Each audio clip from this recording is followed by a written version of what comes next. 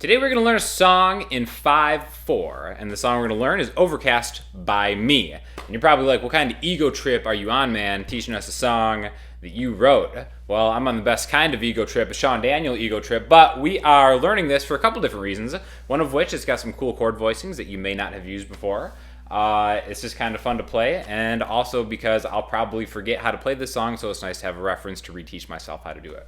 So anyways, let's talk a little bit about 5/4 timing. I would say it is the most common of the odd meter timing that you'll see. Now, time signature, what that is, like usually most songs are in 4/4. What that means is that you just count to 4 over and over again, and if you were to notate it, every quarter note, there would be 4 in a bar. The next most common is 3/4, otherwise known as a waltz.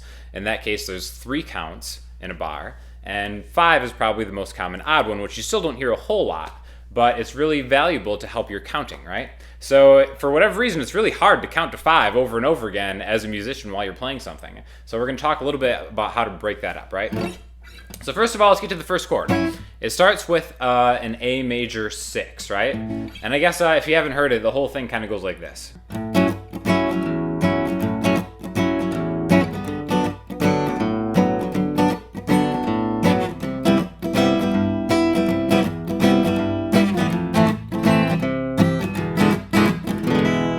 So this is the verse, and again, so A major 6 right here.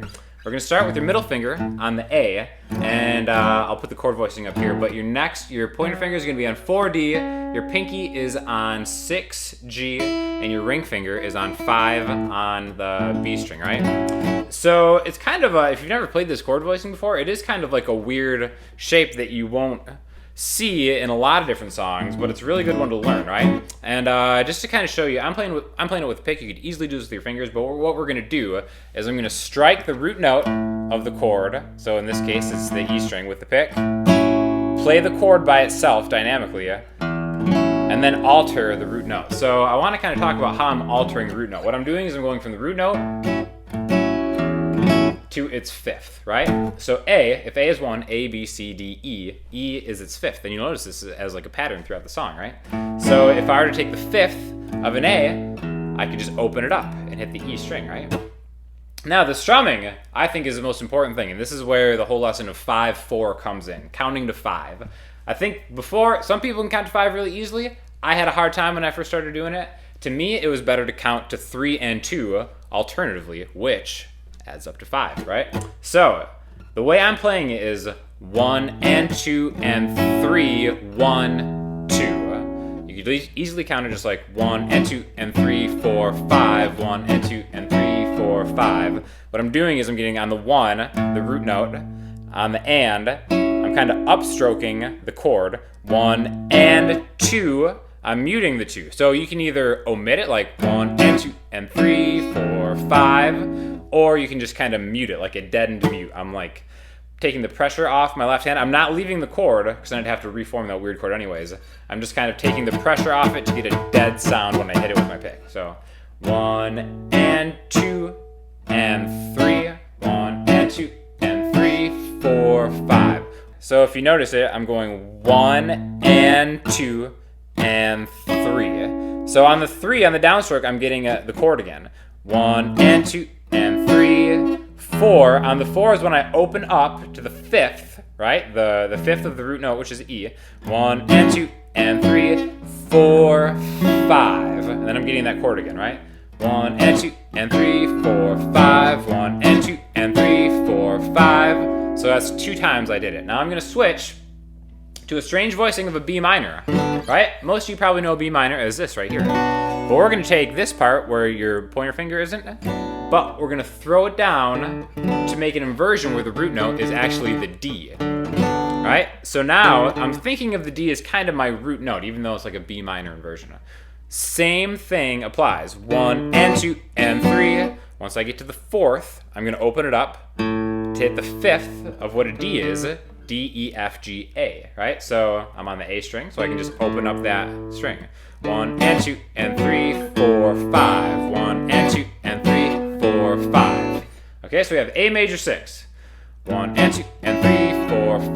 1 and 2 and 3, 4, 5. B minor. 1 and 2 and 3, 4, 5. 1 and 2 and 3, 4, 5. Next one, we're going to a C major 7, right? A really pretty voicing. It's kind of like a power chord on a C. It starts out that way. 3A to 5D. Now your middle finger is going to grab that 7. 1, 2, 3, 4, 5, 6, 7. And your pinky is going to be on 5B. 1 and 2 and 3. Now this is interesting. I still want to go to the 5th of C. C, D, E, F, G. I need to find a G. I can't just open it up, right? I have to find a G somewhere else, so I'm just going to go straight up. Now this works. Anytime you want to find where the 5th is of any note on the lower strings, you just hop up a string if you're in standard tuning, right? So I've got a C major 7. 1 and 2 and 3, 4, 5. All I have to do is just hop up to find where the 5th is. I don't even have to know this is a G, this is in C. Whatever this note is, if you want to find the 5th, you just go up a string, right? So we're on the C major 7. 1 and 2 and 3, 4, 5. 1 and 2 and 3, 4, 5. Next chord voicing, F major 7. All right?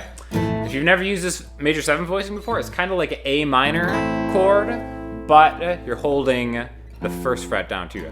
Some people actually use their thumb to play this. I'm not a big thumb player on the E string, so I just kind of go like this. Pointer finger 1E, and then I make the A minor chord below it with my ring finger on 2D, pinky on 2G, middle finger on 1B. Now what I gotta do here, I wanna find the 5th of this F. I can't open up the string, F, G, A, B, C. I need to find a C, right, to kind of keep that pattern going. I can't go up a string because I'm out of strings. I'm on the low E string. So I have to find that C. I'm using like a power chord in my mind, right? So an F and a C gives you a 1 and a 5. So to do that, 1 and 2 and 3, 4, 5, I'm having my pinky swing up and grab that there. 1 and 2 and 3, 4, 5. Now instead of playing this twice, I'm going to switch to an E7. Now you probably already know this voicing. It's just like an E major with your ring finger open. Right? And the root note is still E. 1 and 2 and 3, 4, 5. Now to grab the 5 of an E, E, F, G, A, B, it's just the 2nd note on the A string. 1 and 2 and 3, 4, 5. So those are the 5 chords for most of the song, right? I'll play them all again. A major 6. 1 and 2 and 3, 4, 5. 1 and 2 and 3, 4, 5. B minor. 4, 5. 1 and 2 and 3, 4, 5. C major 7. 5, F major 7, and it splits its bar with the E7. Back to the A.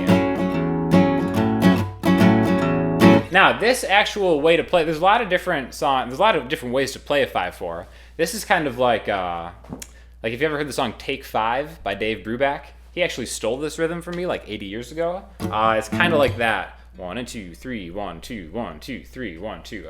There's a lot of really cool songs in 5. I think like Go to Sleep by Radiohead, Riverman by Nick Drake, awesome song kind of come to mind. So there's a lot of different ways to play 5, and there's different ways to think about it. So this is just one way to think about it, right?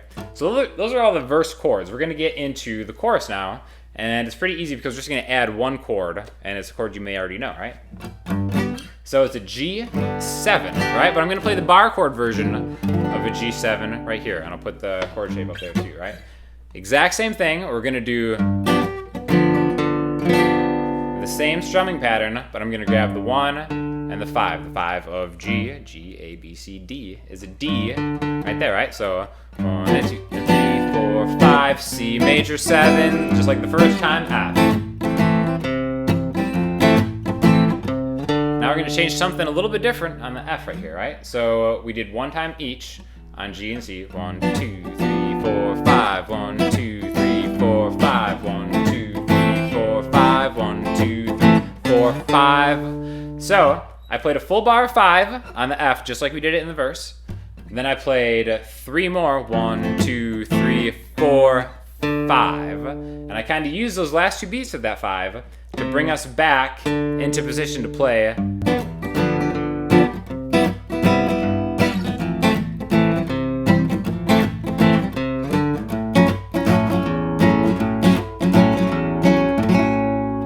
So singing and playing 5/4 is a whole other challenge. That's why you need to get some kind of counting, whether it's counting to 5, whether it's counting to 3 and 2. You kind of have to get that ingrained. But yeah, if you wanted to kind of like see how the structure of this song goes, it's just those same verse chords twice around. So it'd be like, the gray clouds, they just passed us. They just distance. They're far away now. So that happens again, right? And then we go into the chorus with the G. So they're far away now. Hold on to me. 4, 5, don't let go. You kind of have to sway back and forth. Be my wind. The sky's not overcast. Then you go back to the E7, then back to the beginning with the A6. There you have it. Hopefully this will help you to count in 5/4. And also definitely if you haven't checked out the music video, you got to do that because it's kind of an amazing journey and adventure based on a real story in my life. So anyways, that is how you count, one way to count in 5/4.